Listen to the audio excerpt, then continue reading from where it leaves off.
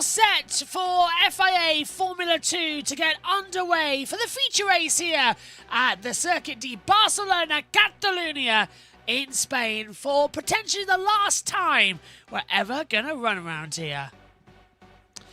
Well, we've already had an excellent sprint race yesterday, which was designed very much with tyres in mind. Today, it looks like we're going to be in for a very similar situation as well. Good morning to you. Welcome up to the commentary box. Omi and Tom and LA are alongside me in the booth. And Omi, we're getting set for what should be a better race than what we saw yesterday, because now pit stops come into fashion. Yeah, slots in a mandatory pit stop, slots in some more laps with us in FIA Formula 2, and it leads us set for some incredible race machines. Arvid Lindblad starts on pole. Arvid Lindblad on pole position as well, and Tom, the F2 and F3 have been sort of crisscrossing each other throughout this weekend, but it should be a good race. Yeah, we should be in for a cracker of a one. From what we saw in the Formula 2 sprint race, where a late safety car changed the complexion of it, with drivers ducking into the pits for a set of soft tyres to get a strong result out of it, playing into the hands of Richie Verschoor and Alex Dunn. So we'll go off the grid then. We've seen Rafael Villa-Gomez at the back there alongside John Bennett, his Van Amersfoort Racing teammate. On row 10, we've got Cian Shields and Sam Megatuniv in 19th and 20th places respectively. Third on row 9, we have got Gabriel Mini sitting behind Amri Cordeal. Mini with a lot of work to do. He had a lap time delete at the end of qualifying for track limits. Max Esterson in 16th place behind Victor Martin, who's hoping to move up the order drastically. Ritoyo Miata 14th. He had a brilliant race yesterday in the sprint. Had a behind Oli Goethe, who starts 13th, the Red Bull Junior driver. Then we got Dino Boganovic alongside another Red Bull Junior of Pepe Marti in the Campos. Into the top 10 we go. We've got Leo Fornaroli, who is in 10th place behind the Australian sprint race winner Josh Dirksen. Then we've got Alex Dunn in P8 behind Luke Browning, the two Brits there.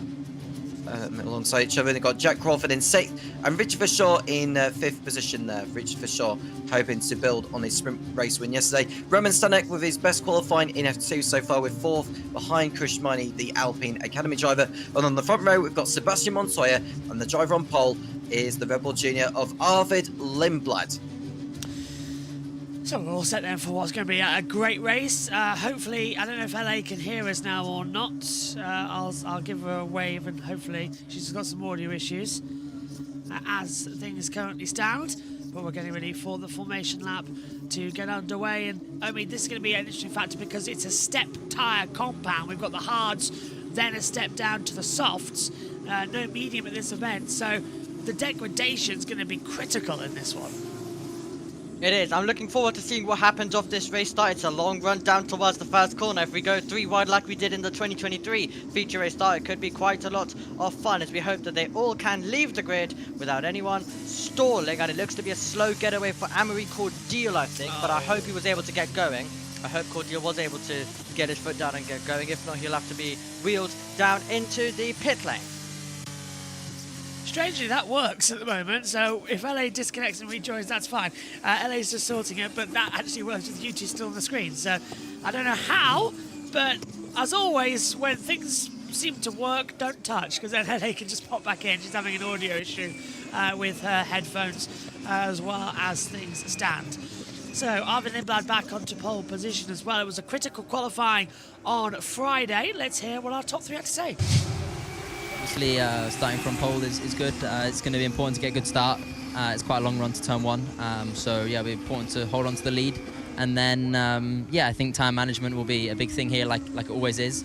So just trying to be smart, having good communication with the team on the strategy, and yeah, I don't think we need to do anything special. I think we'll see tomorrow how the speed is, but I have full faith that we'll be fast. So just like today, just trying to do the basics well and do all the little bits right.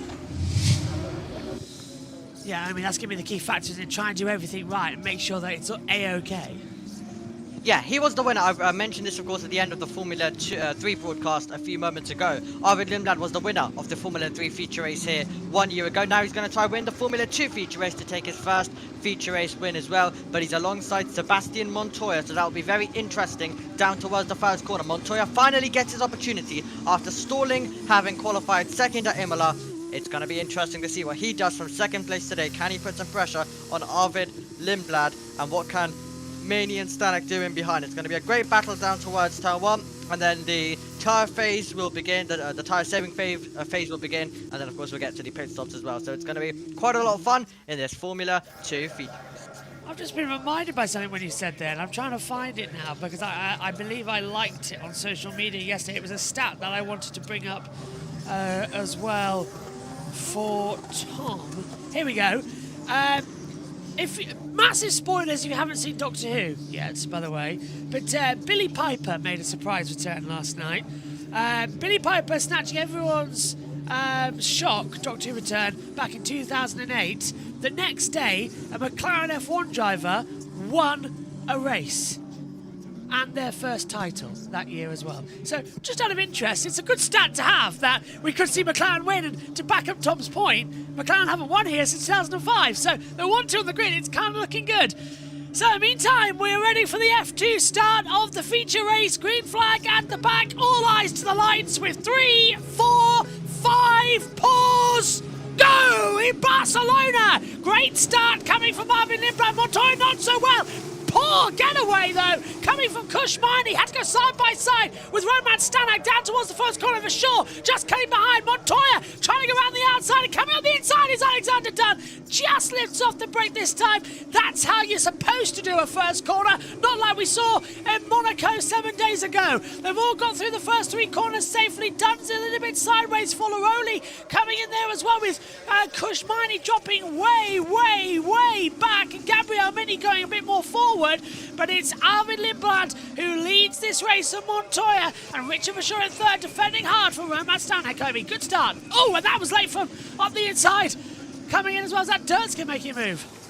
Yep, Dirksen able to power his way by, and we had Verschoor with a great start, able to bolt himself forward as we're going wheel to wheel now, and that's going to be Pepe Marti trying to go around the outside of Dirksen, millimetres stuck between the pair.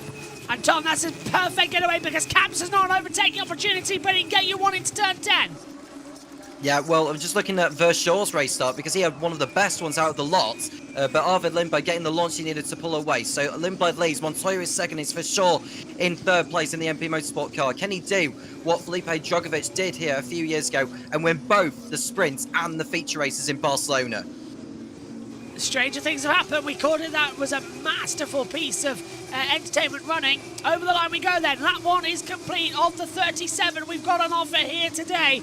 And it is Lindblad, Montoya, Verschoor, Stanek, Browning, Marti, Durskin, Crawford, Dunn, Folleroli, the top 10, Miata, Maney, Megatunov. Look at the plank smoke coming down from Lindblad. He's running that so low into the first corner. And to the Elf at the inside, Rita Miata making a move on Folleroli for that final points paid position and making it stick. Those on the soft tyres will have grip to start with, but those on the hards are beginning to fall back, and it's that step compound we were talking about in the parade lap. Now we're seeing it in reality how much of a difference that is on the start.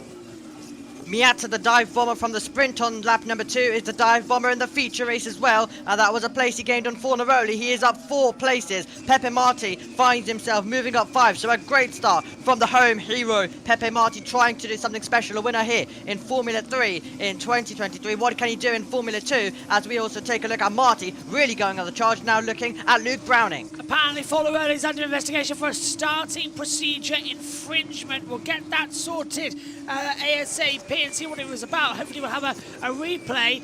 Gabriel Mini, I don't know why the TV pictures were calling us there, but apparently there's something wrong with his car.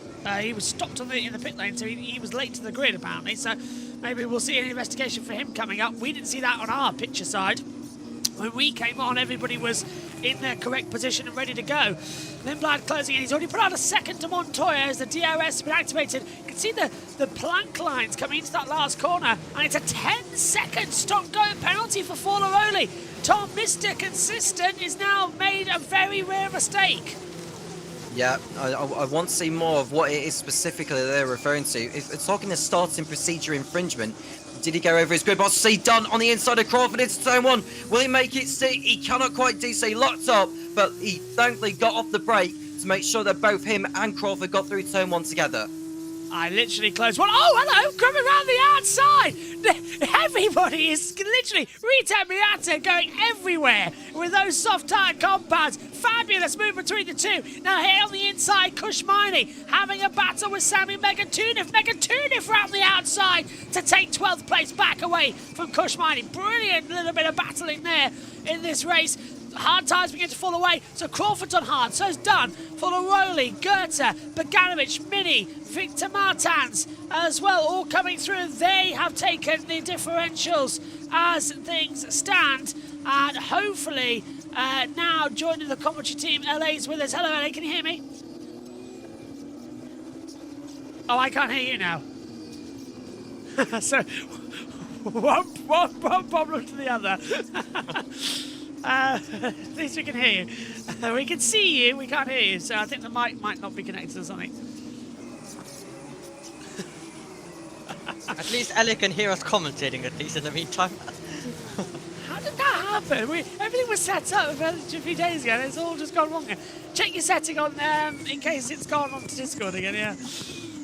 It's one of those things with technology where it's not so good. Lindblad leads by 1.1 seconds to Montoya. Here's the race start though, I mean, it was good from lights out. And Tom, watch out one follow early as well. Yeah, Fornaroli's going to be the interesting one to see when we do cut to him. Lindblad doing exactly what he needs to. But sure was the fast starter, as I mentioned, immediately was going past Roman standing. Montoya tucked in, not being able to go around the outside. Lindblad placing the car perfectly through there, and then it was tight stuff through the opening couple of corners, all of them keeping it on the road and no one having to go to the runoff, which myself and Tom weren't too happy about in Formula 3 when that was going on.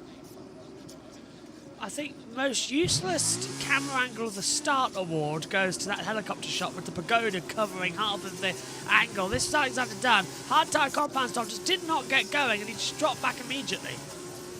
Yes, so that's the thing with being on the hard compound. Yes, you were able to go further and may have the benefit at the end with the soft compound on lighter fuel loads, but that sacrifices what you can end up losing in the early stages to those on the soft compound. So Alex Dunn losing out at the start there, but he has to play the long game. This is where his maturity and his patience will be put to the test. There is Richard Verschaw. I'm looking at it, it feels like it's too good of a start there for Verschaw because it looks like he moved quite significantly before everyone else, but either way he's ahead of Fornaroli and Stanek, Stanek and the other driver who was alongside him, which got bobbed down at the start. And we're seeing contacts involving Martin and Bennett on the exit of turn 8. There goes the end plate of Bennett's Van Amersfoort Racing, and Martin very lucky not to pick up a puncher from that. 1, 2, 3, 4, 5. Most of the procedure was on. I did everything right, mate. Go! And away goes Foloroli as we count up to 10 in Mississippi's as well coming through. LA, can you see? I can see you. Can you hear me? And can we hear you? No. Oh. LA, I demand an image. You said you were going to take an image of your setup. I demand that image right now to make sure that you haven't touched anything. Oh, poor LA. As Alex Dunn continues making his way through in 10. I'm about this close to sending her a bus mixer and a headset. So I really am. Just like, take it, plug it in. Oh.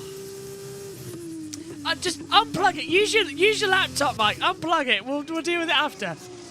Just use your laptop, Mike. That's probably the best situation we're gonna get for today. 2 hours we all spent on Friday and we finally got it fixed and it just goes wrong at the worst time. Lap 6 of 30. I can't hear you now. Oh no! You unmuted though. I reckon it could be input volume or something. No.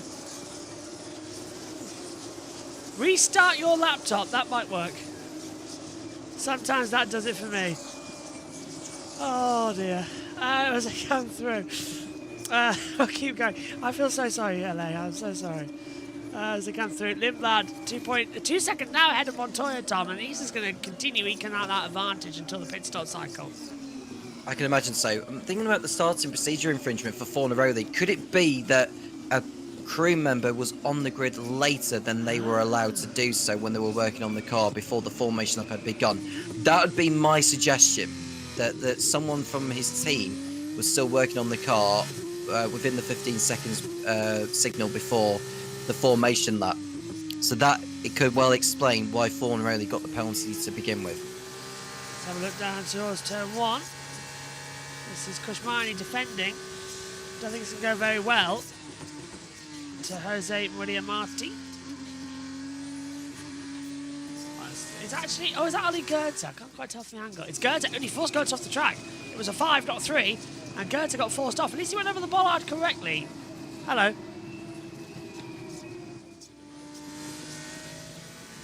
No. We're gonna have to introduce sign language for this broadcast to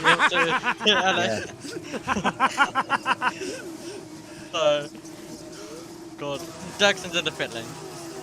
Now this will be for a stop because he's 7 lap on tyres. He's going to try and take those hards for 30 laps, which is realistically possible, but it already looks scrubbed, Tom, already, so they're not entirely 100%, are they?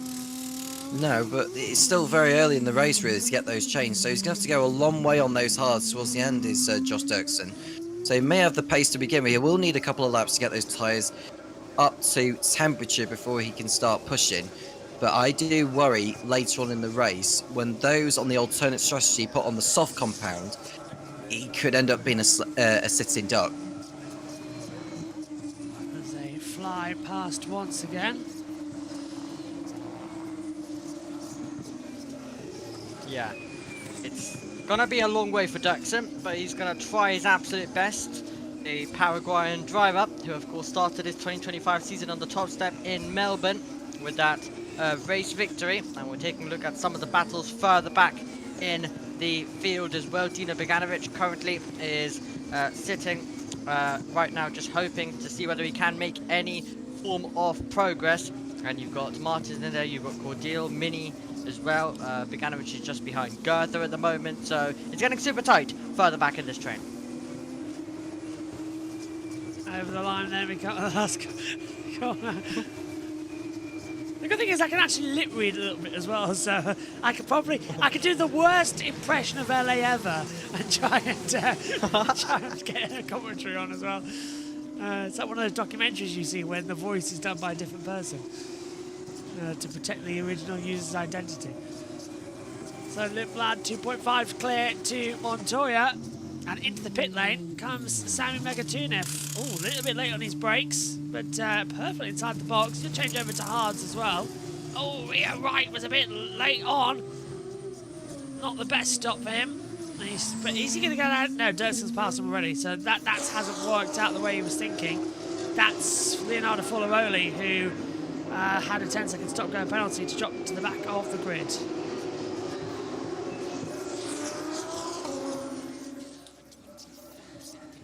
Hello, do you have a piece of paper you can just hold up with some writing on it as well? Yeah, that might be funny. Yeah. JT often does that. You'll see actually quite often he's just stood there waving up and down like that, like crazy. Or maybe we need to get her a whiteboard. That might be easier. She can put the whiteboard up to the screen. Saying that, I think she's writing something. Oh, here we go. At least gonna get some input from her. She's played North and Crosses with us. Gonna have to So get this ready.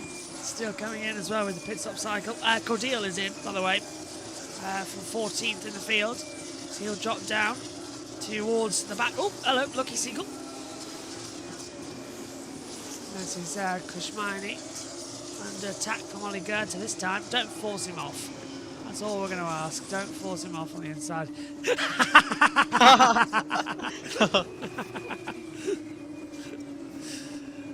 Technical services, please, to LA, as in comes Cordial, Tom. And again, they're going to take these hard tyres a long, long way.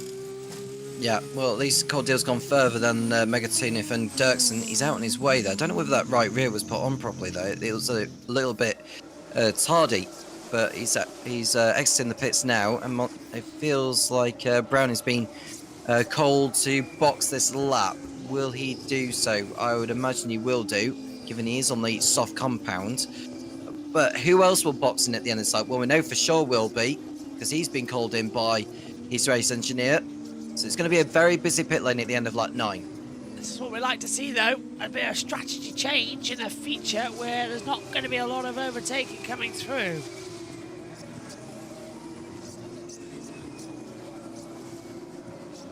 Ah, okay. LA, I think there's a possibility that it's picked up your iPhone microphone instead of your laptop microphone. So if you go into the mic settings on the Discord call, it might give you a few changes around. So in comes for sure. A bit of a slow stop there actually for Richard. Browning's just ahead. Oh, I thought he stalled it there. I genuinely thought he stalled it. How late he was. And he bogged down ever so slightly. So yeah, fingers crossed that they'll come out now on the hard compound tyre. Max Esterson in 18th place is also in the pit lane just at the end. Stanak's now being told to box from third. Arvin Lindblad though, 130.346. He's just going away once again. He's not stopping. This is his weekend. Yep, looks to be the case for Arvid, and Montoya also doing decently as well to maintain things at the moment. So the pit stops that have come in, Dirkson's on the back of Ford. Only Dirkson's of course got those tyres up to temperature. Browning will be going through that phase at the moment as well, so you'll look to just stay ahead of Dirkson as he does so. Montoya's coming into the pit lane at the end of this lap.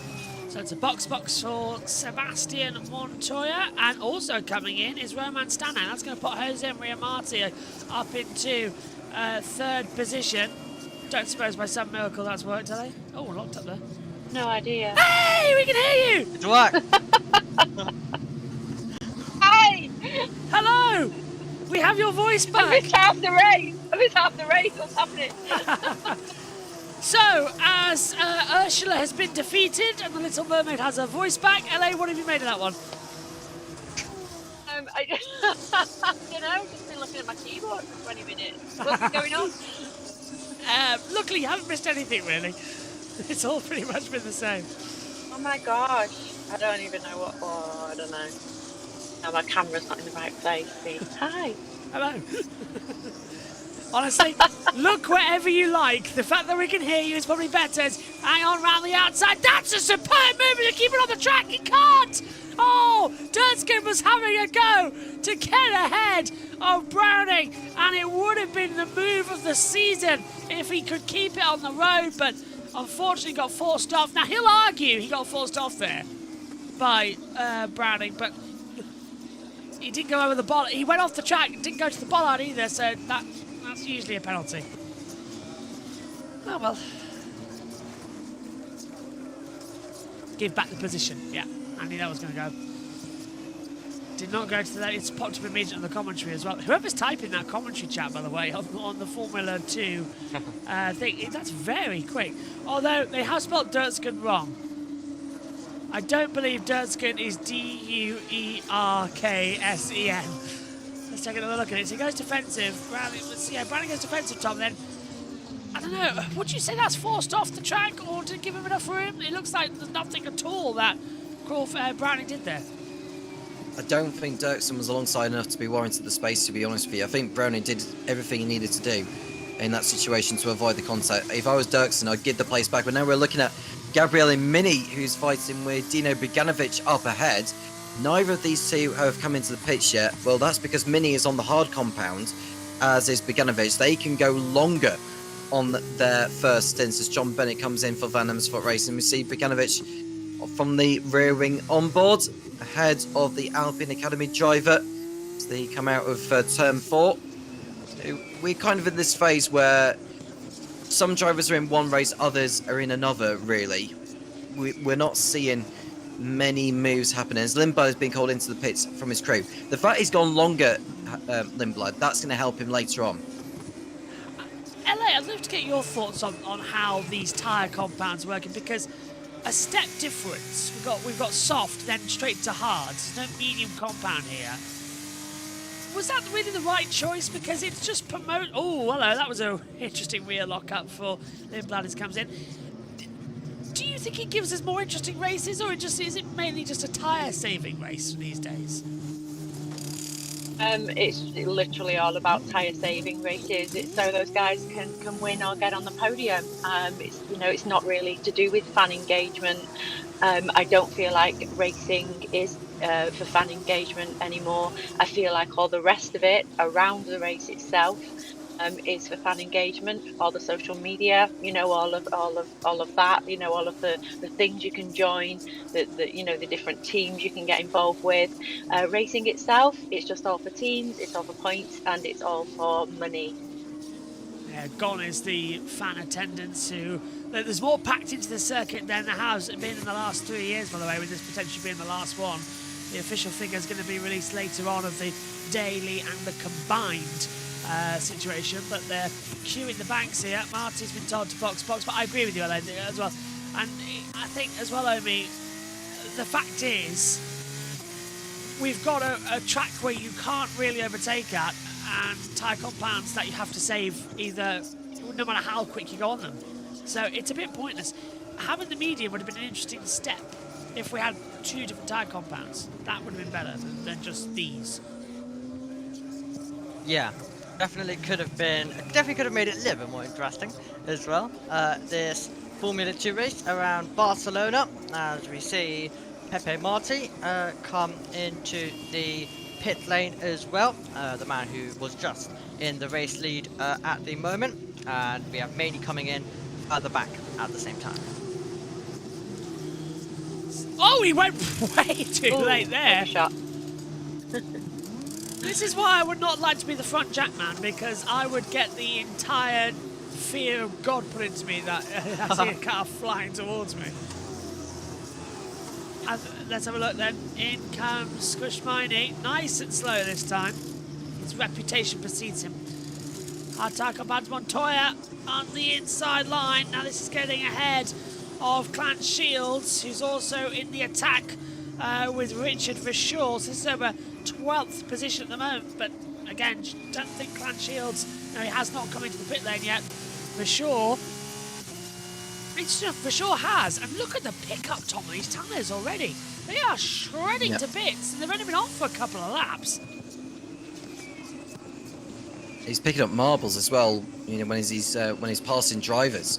So we've seen Verschoor, he's on the rear of Montoya. I think Verschoor, I don't know when Verschoor pitted in compared to when Montoya pitted in, but it feels like Verschoor has got better pace right now compared to what Montoya has got. He's going to be on the back of him, in through Campser, down to the Calex at turn 10, a little bit wide. DRS is open for Richard Verschoor. No. You can visibly see on the front right tyre the pickup. Yeah.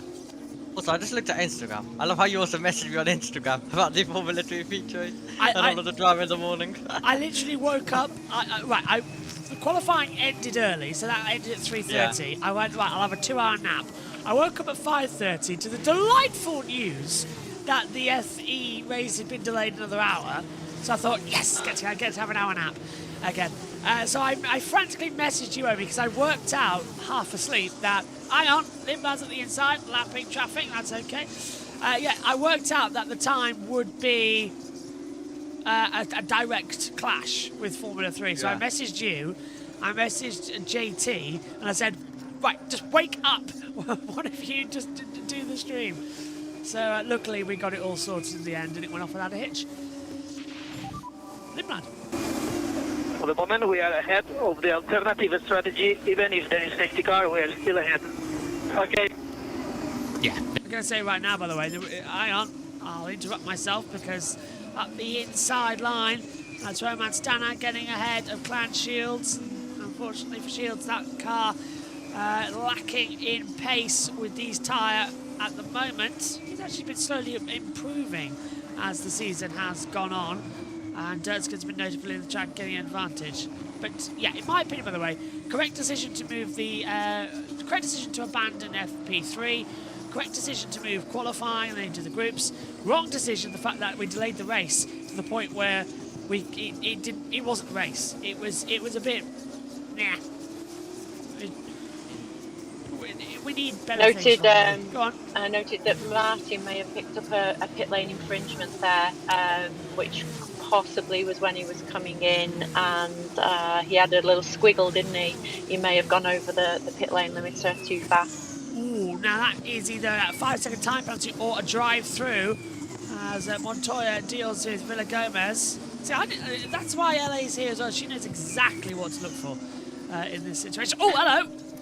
Round the outside again, a battle rejoined between Luke Browning and Joshua Dirtskin. Dirtskin's still ahead. Hasn't given that place back just yet. Browning trying to have the attack back, and I suppose Tom as well. Browning feels like he's owed this position. Yeah, well, it's inevitable, I think, that Dirtson's going to be hit with a penalty because he didn't rejoin in the correct way around turn 2 when he went off the racetrack. Touching on about the Marty situation with the pit lane infringement, I don't know whether it is speeding the pit lane or whether there were certain crew members that weren't that were in the pit lane when they were not supposed to. I don't, because it didn't say speeding in the pit lane when it normally would do. If it was for pit lane speeding, we would have known by now, as we see for sure go through on Villa Gomez, who has yet to stop in this race. So that's a given there for sure. But yeah, I don't know about Marty, to be honest with you. If it is anything, if it was pit lane speeding, we would have known straight away that it was pit lane speeding as Miata heads for the pits. He was on the limiter just in time. He's in first gear now, and it feels an eternity trundling down this pit lane. It's one of the longest on the calendar, actually, in Formula 1. In they come. Softs off. Alternative hard tyres on.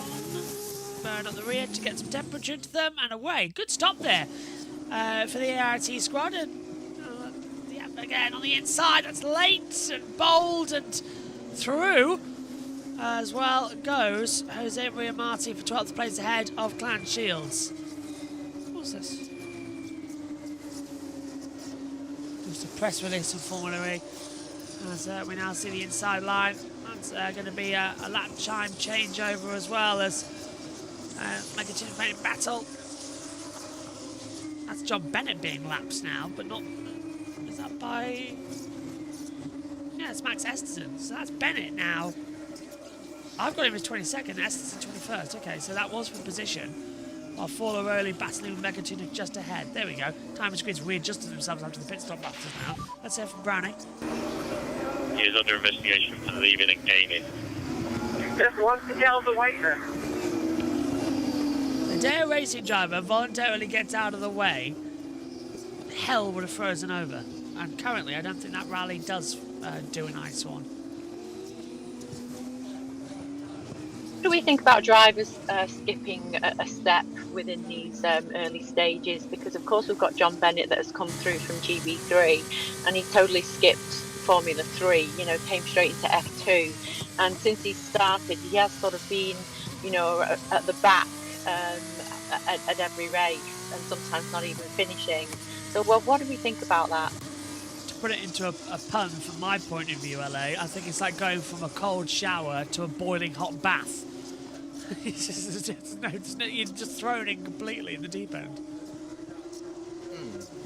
I think it can depend on the driver. I think Louis Sharp's gone to F3. I think John Bennett could have gone. But for example, Freddie Slater, before he even drove a wheel in Frecker, came over to F3 and was fighting for the win in the sprint. In his one round, as Browning looks up the inside. He gets ahead this time on Clan Shields, but Shields going to hold him around the outside. Despite the fact he's got no tyres, he's still going to have the inside line down to turn 5 at Seat.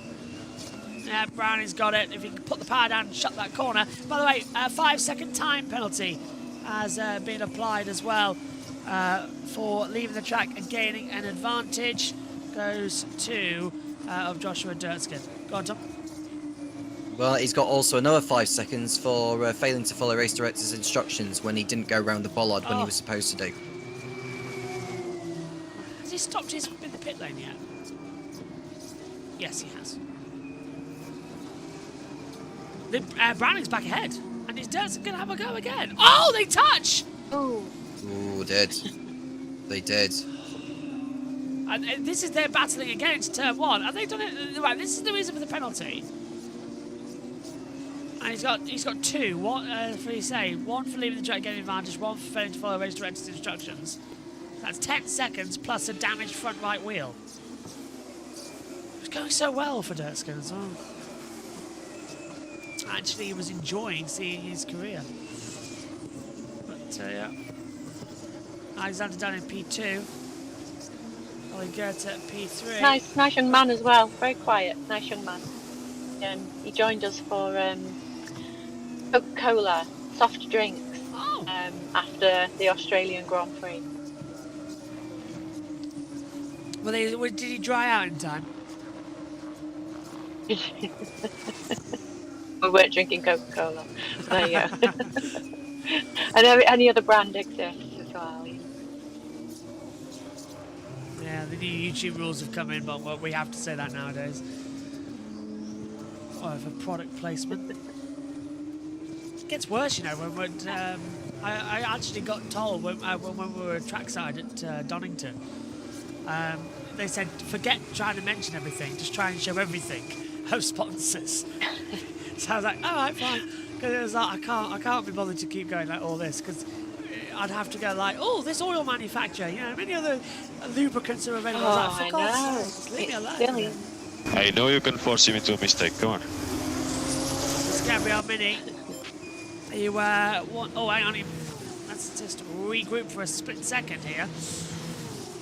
As Jose Maria Marti easily deals with Rafael Villagomez for 10th position. But yeah, so the amount of things you've got to say is quite alarming. So I was quite happy with that. So right, well, I'll show as much as I can. And luckily, all the teams in the touring cars have a board with all their sponsors on it. So just show that. There you go, done. Indeed. But we could do it being sponsored by somebody like that, you know, some American giant. Yes. Coca-Cola would be nice, the amount me and Megan drink. Especially Megan. I like their vanilla flavour. I really do like it. Megan likes the lemon. I don't know why.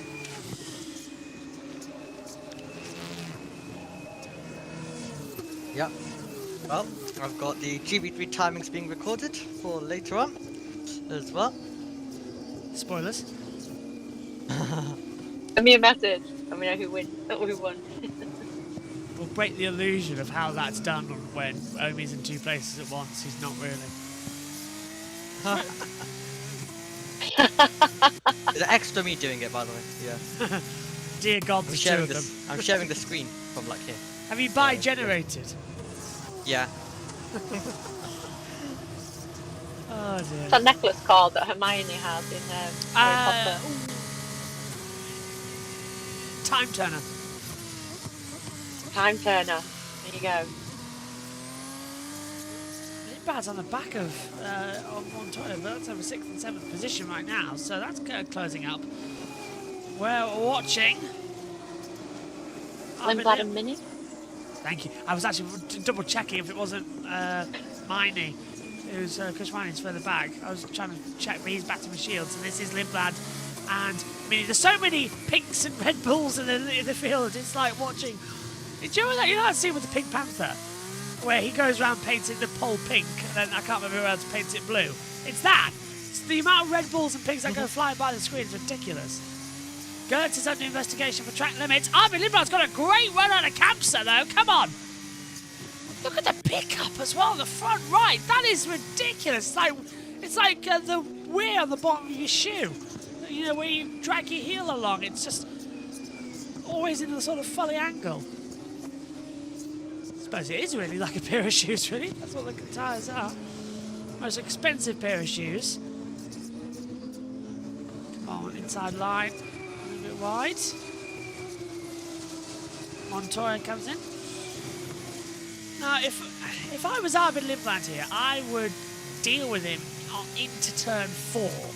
The alternative approach. You get the run out of 3, but 871 metres from pole to turn 1. He's going to have that opportunity now on the inside line, and he's through. Don't even need to see the end of the move, he's through. Mini is not in a position to battle without he hasn't changed tyres. Mini, the top 5 have not changed tyres. That's Crawford, Dunn, Goethe, Boganovic, and now Mini. They haven't changed tyres yet. Stay on the... Perhaps they're waiting for a safety car like yesterday, and then they can throw some softs on and go off in the distance, because that was a shame. It really caught Jack Crawford out. You know, the team decision had to keep him out. And I did say last race weekend that I thought he was one to watch for the championship, but of course he lost that win yesterday. Which was safety car might come out! Off the track! That was Browning hitting the side of Rita Miata at the top of the hill in turn 4. Miata just trundling along the gravel. And I thought that might actually have that safety car. Gert has been given a 5-second time of track limits, but just a slight runoff. And the hard tyres already starting to degrade massively here. But I don't know, I reckon that was Browning. He locked up, yes, but he just went straight into Miata. He didn't even try to take turn 4. Replay will come. Crawford pits for the lead of the race. That puts Alexander Dunn into the lead. How is the driver, who got a 13-place grid penalty yesterday, finished second, plus then a 3-place grid penalty today, in the lead of the race? Marty's got that infringement for the pit lane as well, under investigation after the race. There goes Montoya, passing Mini now for 5th. Browning and Miata is noted for causing a collision. Omi, is that fair? Would it be Browning more? Because Miata was stuck on the outside line. Yeah, it will be interesting to see. No contact there this time around between the framers, luckily around. Both in different races, of course, this time as Miata makes the move now as well on Villa Gomez down into turn 1 as Crawford comes in back onto the circuit after making his pit stop as well. Yeah, a bit frosty that debrief last night as well. There's a nose change going on down there for Browning. He's coming into the pit lane. A wise move, I think, there, Tom. Yeah, but I do expect him to take some form of punishment for the contact there, because it did look avoidable from Browning's perspective. He did give the penalty back, the place back to Miata, but it's the fact that Miata lost positions as a consequence of the contact being made by Browning. So we're going to see a replay of the pair of them going to someone together. So Miata on the grass. So it's happened before. Miata got forced off by Browning, and then he's trying to get in turn 4, and he's going to force him off again. Oh, the bridge was in the... Yeah, that's Brad. What are you doing, Luke? Gives him absolutely no room. And he does lock up. I'll give him this into turn 4. He does lock up on the inside front right. There is a lock-up. But he didn't even attempt to give any room. Yeah, that... Into the pit lane comes Gabriel Mini and Ollie Goethe. Goethe's got 5 seconds, however, to add on to his time in the pits. You can see they're doing now. And this should actually be quite close. I think it was Kim Ilman actually in the pit lane taking some photos. Can't tell if that is him or not. Right in front of Lance Stroll's pit box, who won't be participating in the Spanish Grand Prix later. I haven't mentioned that yet. Yeah, his injury that... Oh, God, something pushed out there. The injury that he had in 2023, where he broke both his wrists. His right wrist his injury's flared up again. So he's now sitting out of the race, but I'm really annoyed because if he decided to do that yesterday, yeah, Felipe Chukovic could have been in the car. Yep, myself and Tom were discussing that in Formula 3 earlier, of how disappointing that is. Is Felipe Chukovic in Barcelona? Oh, I don't know. Actually, I haven't seen him this weekend. I haven't seen him this weekend. Doesn't mean to say he's not there, but if he's not there this weekend, of course he may have been flown out, like it's happened before. But who knows? Jack Crawford may have been in that car today. Oh, that would have been nice as well. Yeah. Although I don't think you can compete. Go on. I don't think you can compete in 2 races from different series on the same weekend, though, can you? Yeah. Because Jack Crawford had competed in the sprint race in Formula 2, so I don't think he would have been eligible to compete in the Grand Prix either. But you can leave it, can't you? You can leave the F2.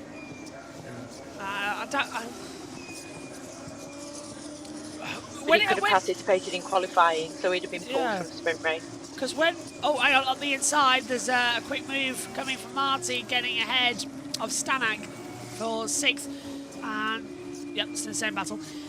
Well, when Ollie Behrman came in, he had pole position for the F2, and he had 3 points for that pole position. And he left that event and lost those 3 points for pole position.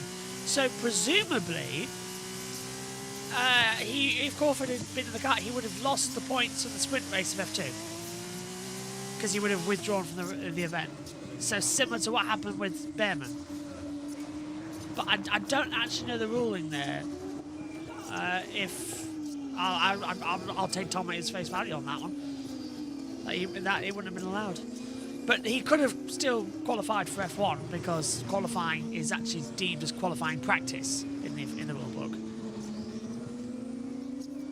And so, by the way, in case you're ever thinking that sprint races need to change over, the sprint shootout classifies as a practice session as well.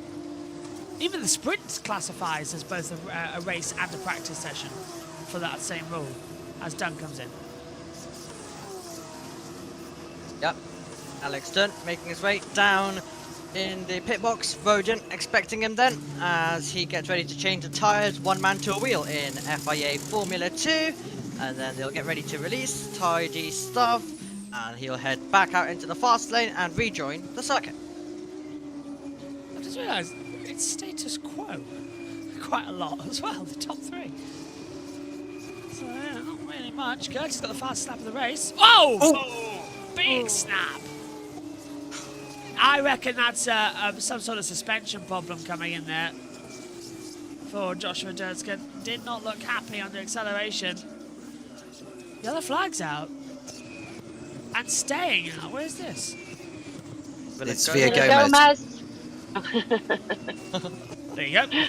Oh. So out of the race goes Rafael Villagomez. We'll be fine. He's right near the marshal post, so he'll just literally freewheel it back down the hill. You're all right. You're all right. You're all right. The marshal literally just standing there and going, yep, you're fine. Right hand down a bit. Here we go then. So we're watching the snap. Oh, it's contact! Oh, it's contact. We're just praising Crawford LA, and he's hit the back of Tuscan. Oh. Green flag, by the way. We're racing again. Yeah, there we go. Behind the wall. It's actually where you can get in for the media as well, that part of the circuit. It's a long walk, though, surprisingly. It's for sure pitted. For sure has pitted, yes. The only one who hasn't is Bogdanovich. Well, he's in a handy position then, isn't he? For sure. Make him For sick. sure. The Nico Rosberg joke. Mini passes Cordial for 14th. Do you know, when Nico Rosberg first did punditry back in 2017 in Japan, he said for sure over 200 times on the Sky Weekend broadcast. He noted actually on Ted's notebook that he saw that people calling him Nico for sure Rosberg on socials. It's sort of become his little catchphrase. He drops it every now and then. And Nico Rosberg is on the Sky F1 commentary today with David Croft. Both have exactly the same number of races. Actually, up until completely adore Harry Benjamin. We're good friends, but I think it was his first race at one of the Italian Grand Prix, and said Tifosi quite a number of times that my nephew and I was taking a shot every time he said it, and we were a little bit tipsy by the end. Love you, Harry. Just wait until you hear JT and he goes, Megan goes right so. And I think JT goes as well as. I'm not sure what I do. You don't pick up on your own aneurysms, do you? I sort of do. Yeah, frustrates me a little bit, but. 129, 179 for Dunn. Fast lap as up the inside. More laps as we get through. That's Victor Martins passing Joshua Durskin. Let's take a look at Gabriel Mini. Up to 13th, passing Sami Megatuniff. Nice switchback. Seat turn 5. Good exit. Soft tyres still got some traction in them at the moment. Can't really throw Jess into the bus this early in the morning, can we? With sausage curbs.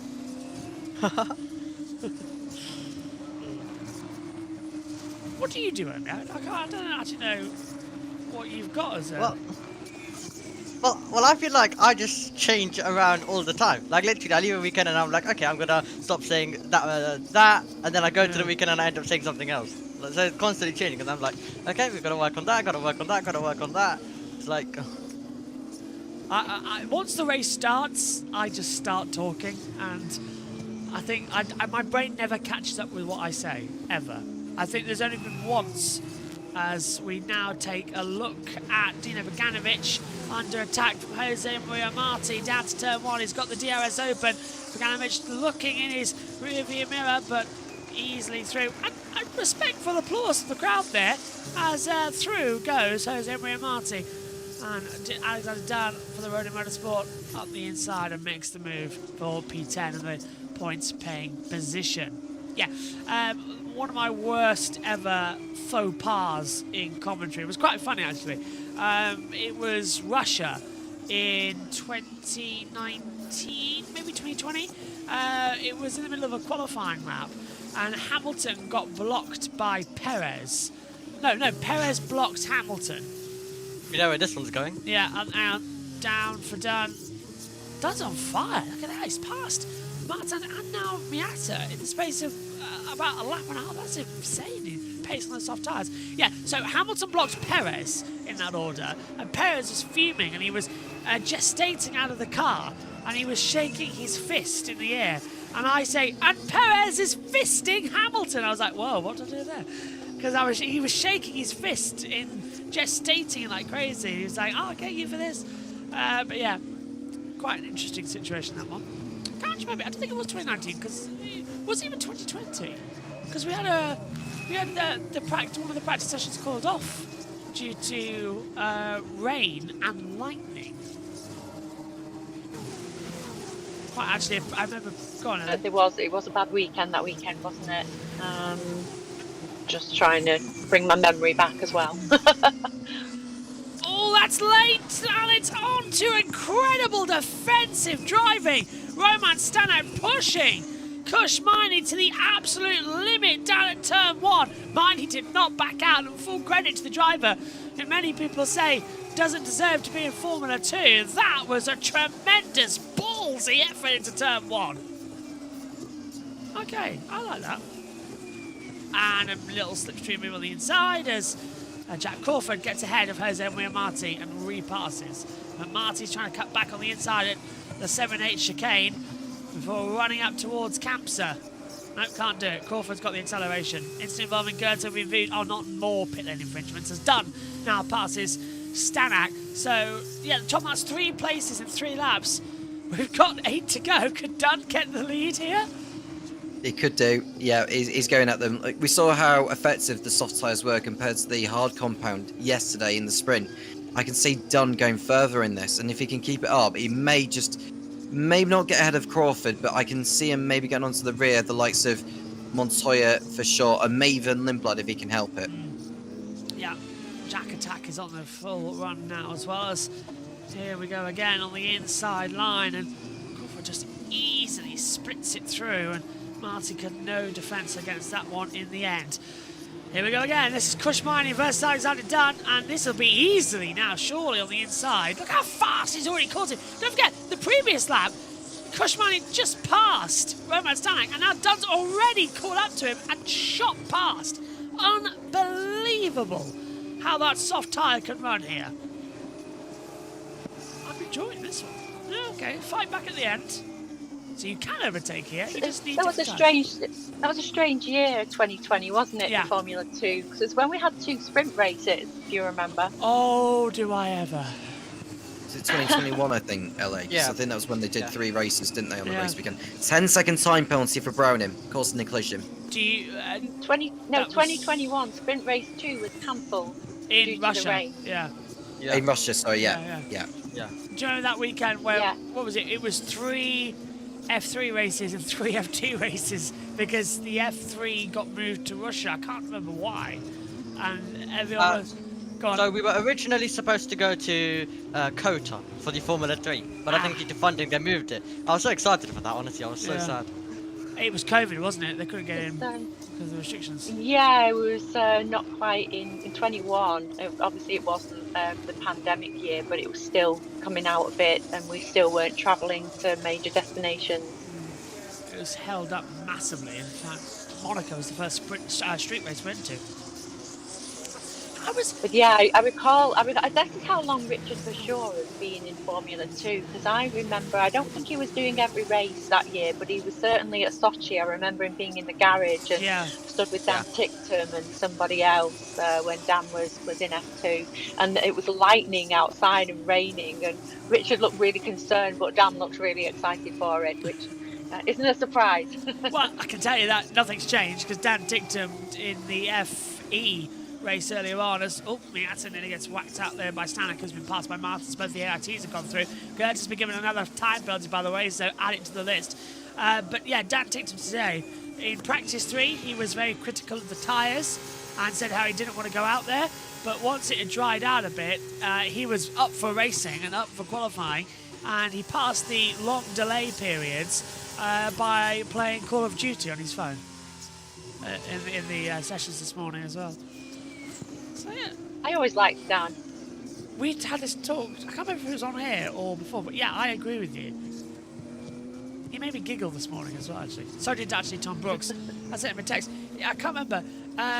They were on about something about how the Chinese fans were cheering for Stoffel Van Dorn, and Andre Lotto brought... Did anyone notice any debris on the track there? Yeah, I just saw it as well. 13. There's a little bit of a winglet or something in the middle of the circuit. Just saw it reflecting. I assume you saw the same thing, Elaine. Right in the centre as well, right in the middle as well. That could be a little bit of a... Hopefully it's not, it's just off the racing line. If anyone goes for a move, which is possible at the exit, yeah, a good slipstream, that's going to go right under the floor. But yeah, Andre Lotto mentioned that the fans were cheering for Stoffel Van Dorn. And they said, is there an alliance or something between the Chinese and the Belgium? And Andre said, no, not as far as I know. And then they said, what about with waffles? Because there's a waffle stand in the paddock. And Tom Brooks had been waiting years to say this line. He said, I made a Belgian waffle the other day, and then I made a Frenchman laugh in the afternoon. I was like, oh, that's perfect for 2:13 in the morning. Everyone was giggling in the commentary box. So yeah, I sent him a text saying, nicely done. Kept me awake during the delays of the red flag. But yeah, and I was texting Mark as well at the inside, Dan's making the move, and he has passed Marty now, Tom, so he's trying to catch up to Crawford. You said that could be on the back of Jose Maria Marti, but can he really catch up to Crawford? I don't think he's got that pace. It's 5 seconds in 4 laps. We'll see, but when he's in clean air, or when he's in clear air, that's when he can unleash his true pace. And with the tyres he's on now, I reckon he can take 3 seconds out of Crawford on the next lap. That would be impressive, but he has set the fast lap, 1:29.179. He's lapping a second of a lap faster. Go on. Verschoor is very close to Montoya there. He's well within his DRS. He might be having a go for P2 here. Kushmani gets ahead of Bogdanovic for 7th, so now the tyres starting to come into their own. Those who've been on different strategies, they're starting to fly through. Yeah, and I think Verschoor's going to have a go here for P2 on Montoya. There is Montoya. And Crawford, if these two start fighting, it just helps Crawford and even helps Dunn to close up, because they'll get caught up. It's a difficult circuit to pass at.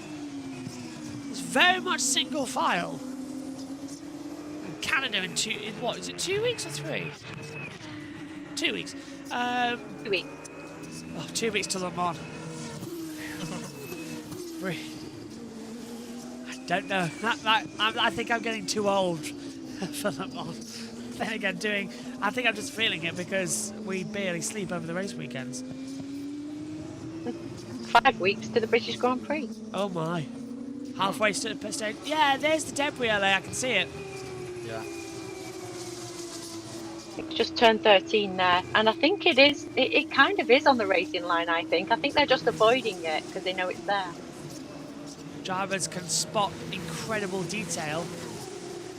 Forget 20/20 vision. They've got 40/40 vision, what they can see out there. Unless you're Lance Stroll. Well, Jack looks like he's out for revenge here on Richard Vershaw for yesterday. So let's see if anything can happen in these closing 2 laps. Catching. Oh, Bogdanovich in the pit lane. That's for his stop. He's mandatory starts. Oh, stop! That's one of the Invictus stopping on the side of the track. Is that Follow-Road Stanek? Roman Stanek has pulled off and is out. It's Follow-Roly. Hang on a minute.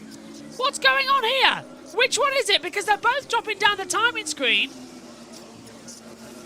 It's Fornaroli. It's Leonardo Follow-Roly. So what's happened to Stanek? Because he's just dropped out behind Mini as well. That wasn't for an overtake.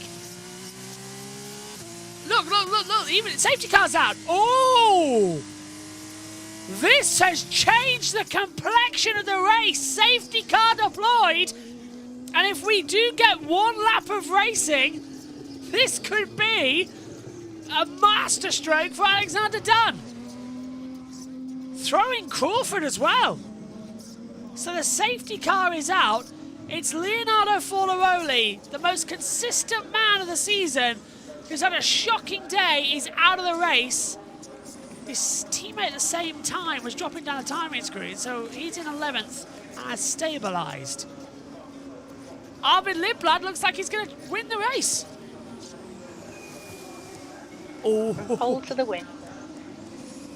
This is the uniqueness of what Formula 2 can give you. Unless the safety car comes in this lap, which I don't think it is, that's it. Surely, I think we're going to end behind the safety car now. I'm convinced. It's a Mercedes safety car this weekend. Which do you prefer, LA? The Aston or the Mercedes? I like the Aston. I like green. Yeah. The Aston to me just gives a bit more safety car feel. It sounds more gruntish as well. It sounds more like a racing car, the Aston. And it's the only one that Marlon just crashed. Brake failure. That was June. You gone? That was when, at Monza, wasn't it? I remember seeing it live on the TV in Biggin Hill. What was the reaction With to a that? bit of with a few practice sessions, I think Bert Mylander could win a couple of races because he knows these circuits that well. And I think he's been driving. It's either 21 years or 23 years. It's a long time he's been driving that safety car. 25, isn't it? I mean, he won Porsche Super Cup races before he got to the safety car driving as well. Like to see that. Like to see Bert in a race. He's actually always said he wants a Porsche safety car. He really wants a Porsche safety car. He'd feel like he'd be more like a glove to him, but... I did a hot lap in the Oh, Porsche, from the Porsche series at Brands Hatch. I did a hot lap with one of the drivers, took me around. It was absolutely nuts. I got driven in the course car at Cadwell Park, and it was for the documentary we were making at the time. So we did one cool slow lap, talking about all the corners and all the angles and everything. And we did a proper hot lap, and I've never been more terrified in my life, especially going over the mountain section. I suspect that might be Peter too, because Lizzie Whitmore said that she wants to take me and Megan round on the bike. So that might get a little bit more terrifying. I've got complete faith in Lizzie. I just will be terrified of, being on a motorcycle flying around, because Lizzie will go for it. I know she will. Here's Follow-Roly locking up into the pit lane. Was that before the commitment line there?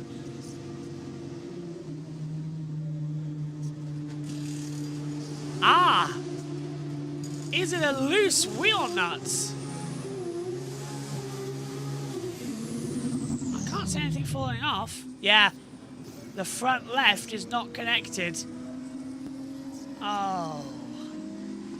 Well, that's a hefty fine coming for the team, unfortunately. Because of where it is. And Dunn's been noted for a yellow flag infringement. Not more penalty points. Himself into a lot of trouble, isn't he? Almost every weekend. Dun dun dun.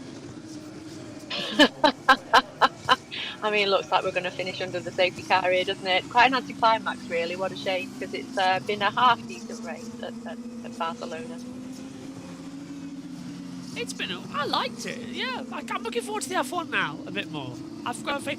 F1 always gives us crackers racing here since they modified the last sector. So I'm looking forward to it. Where are you going to be with us, or are you going to be watching? Later on, Yeah. still haven't made my final plan. I'm just waiting for a certain nephew of mine to actually wake up. Well, delighted to have you either way if you do decide to hop on. I would love to join you if I'm able to. Yes, thank you. Now we've got a new procedure here. The safety cars come in, but there's no overtaking, and then there won't be any restart time. So this will end behind the safety car. Arvid Lindblad will exit the last corner, and it is the feature race victory in Barcelona. Montoya and Verschoor round out the podium. Crawford, Dunn, Marty, Maney, Martins, Miata, Mini. My goodness me. All the Megatune have just missed out there, because that would have been so funny. But yeah, 6 to 10 is M's all the way through. Stanat, Megatune, Cordial, Goethe. Then we get Esterson, Boganovic, Durskin, Bennett, Shields, Browning, and out of the race was Follow Early and Villa Gomez. And Dunn is going to be investigated for that yellow flag infringement. Mini and Martins did excellent coming from, is it 15th and 18th? Yeah, they really used the alternative strategy well here today. And luckily didn't get called out. Here's Lindblad. That's a nice one, man. Nice one. First feature race win. Come on. Come on. Ah, yes. Come on, man.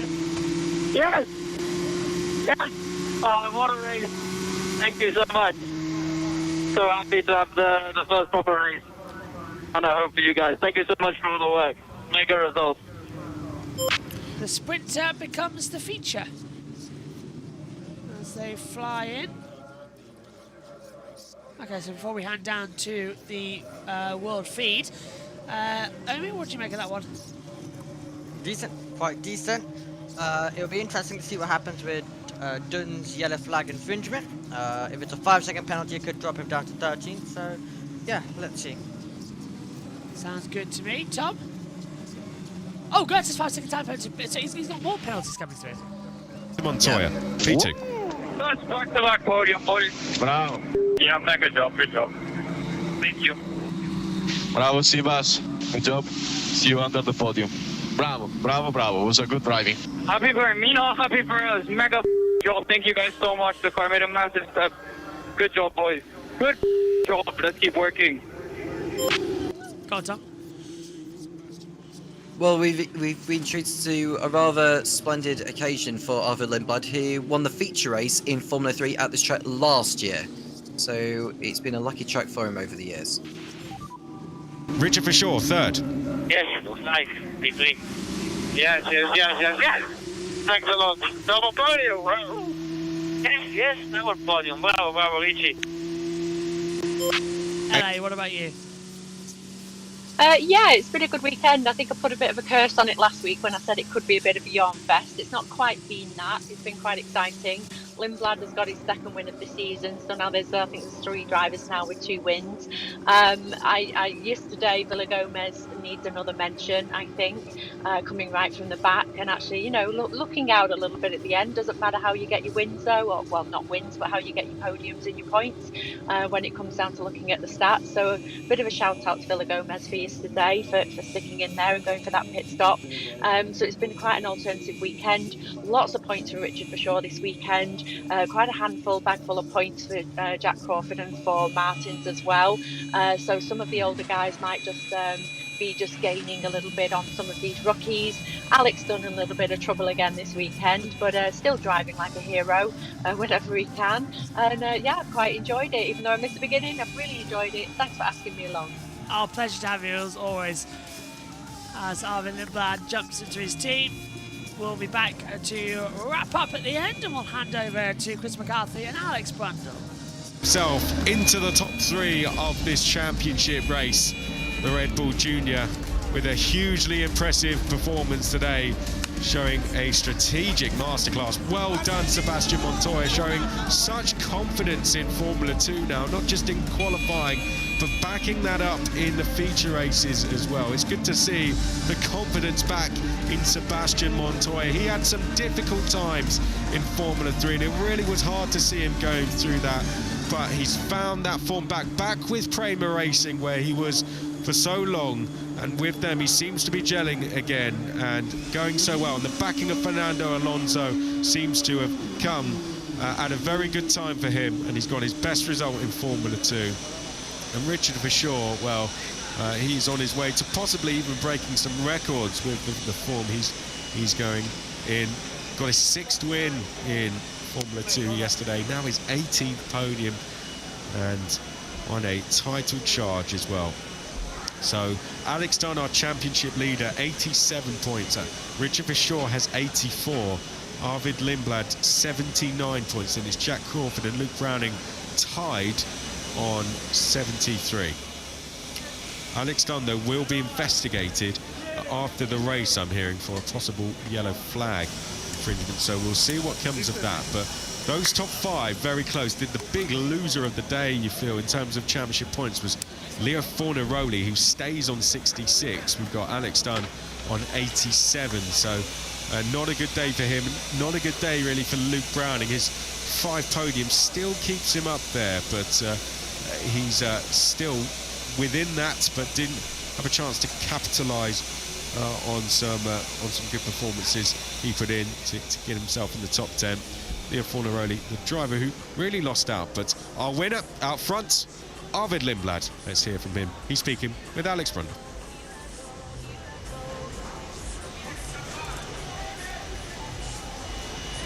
Arvid Lindblad on top in the feature race from pole here in Barcelona. You look like you might be pretty happy with that. Yeah, no, it was a really good race, a really good weekend. Yeah, I mean, P1 and FP, P1 and quali, starting from pole today, and yeah, the car was mega, leading basically every lap. I was leading every lap on the net strategy, and yeah, coming away with a victory. So yeah, really grateful to the team, and amazing result. There are drivers coming from behind you on the alternative strategy extremely quickly. Were you aware that you might have had to defend at the end of the race? Were you keeping tabs on how the strategy was playing out front? Yeah, my engineer was keeping me informed on the pace of the guys coming through on the alternative strategy. We knew it's a fast strategy. I mean, it's been shown over the past couple of years that without safety cars it can work really well. So I knew that there was a risk of them coming through, so I was trying to hold on to a bit of tyre for the end. But lucky enough, the pace was good enough to sort of give us a buffer, and then made sure of that with the safety car. Obviously a home win as well for the team. That must mean a lot to you, working with them so hard throughout this year to take the results. Yeah, for sure. I mean, it's not so far. Been a few moments where I think we should have been a bit higher up, and things haven't quite panned out as I think we deserved. But yeah, this weekend's been mega. We've done everything right, and yeah, super grateful to the team to get the win for them on home soil. Brilliant race victory. Congratulations. Thank you. Well done, Arvid Lindblad. He'll join Richard Verschoor and Sebastian Montoya in the cool-down room now. Let's go and hear what they have to say. Had a good start though. Yeah. Be pretty surrounded.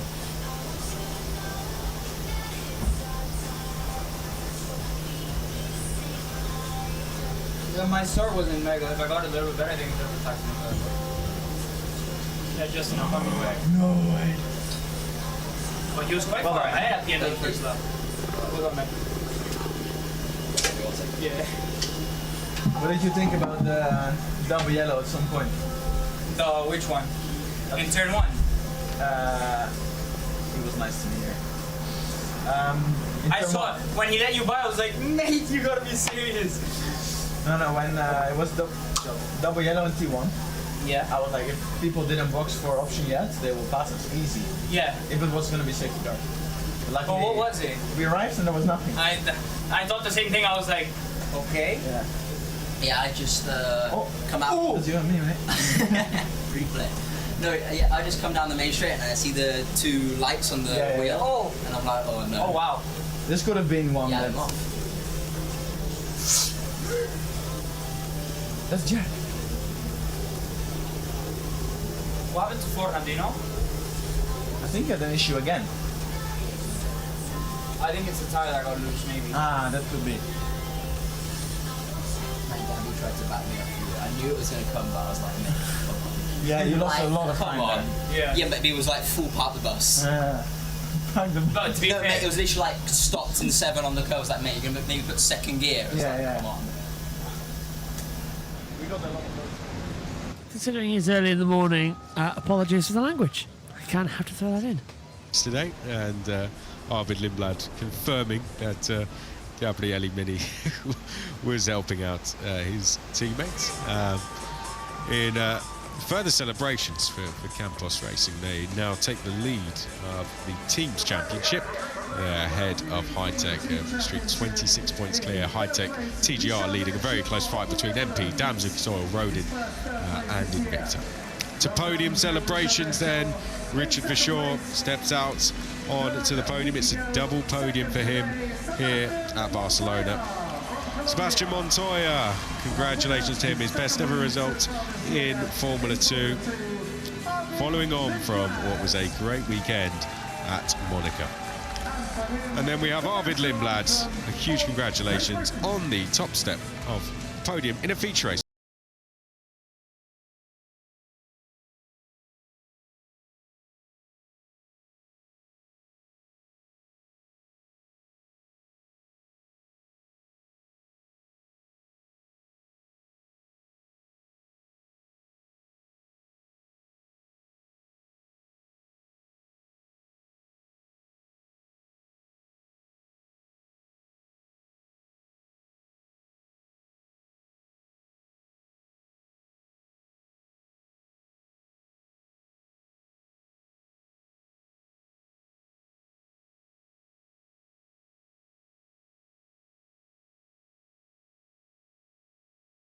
Congratulations to Arvid Lindblad.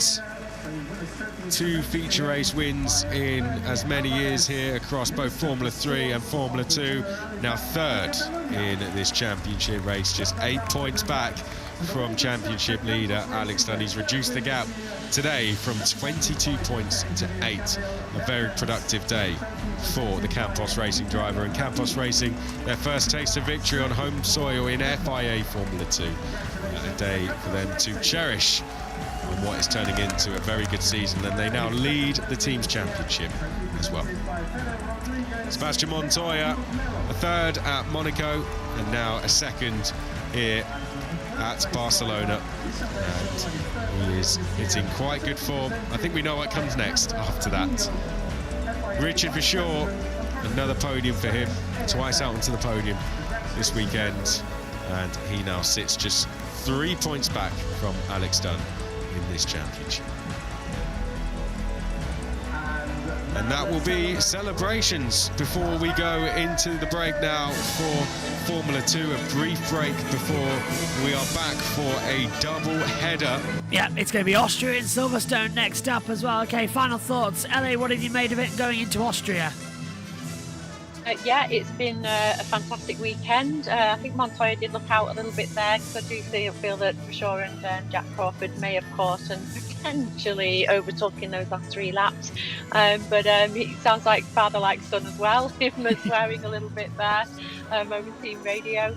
So I'm quite happy for the young chap. He's really fought his way up through the ranks, Montoya. So I know he's not won the race, but Lindblad has. Lindblad has got a fantastic sort of karting career.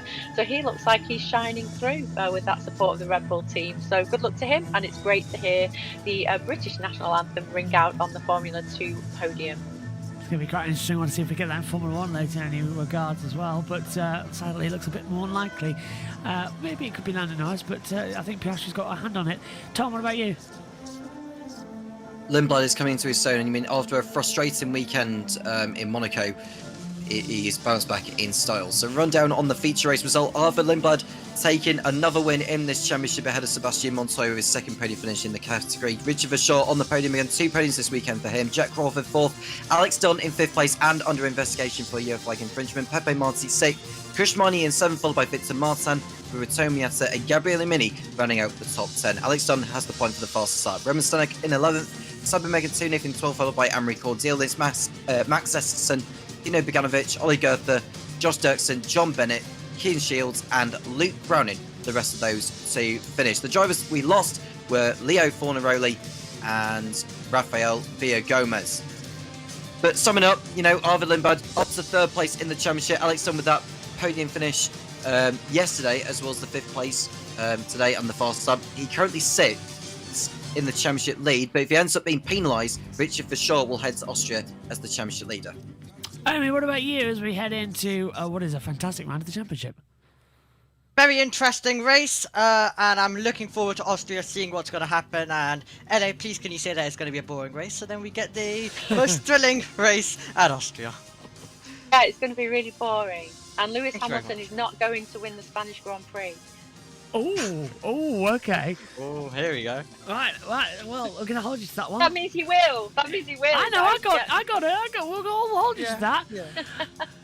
Reverse psychology. I like it. Ferrari might need that. Just me. It's just a kiss of death. I have the kiss of death, or I say something and the opposite happens. So, you know, Lewis Hamilton will not win the Spanish Grand Prix. Get your bets on now. Thanks, LA. Thanks, Amy. Thanks, Tom. Next up, we've got Porsches in around about 20 minutes' time. Omi and Tom taking you through that, and I'll be heading down to the pit lane. And we'll be back at 1 o'clock for all the action as well from the build-up for the Spanish Grand Prix here at the Circuit de Barcelona, Catalunya. Formula 2 goes on a bit of a break now. Many driver also heading over to Le Mans in many category, so they don't get that much of a rest. We'll see you soon. Take care. Bye-bye.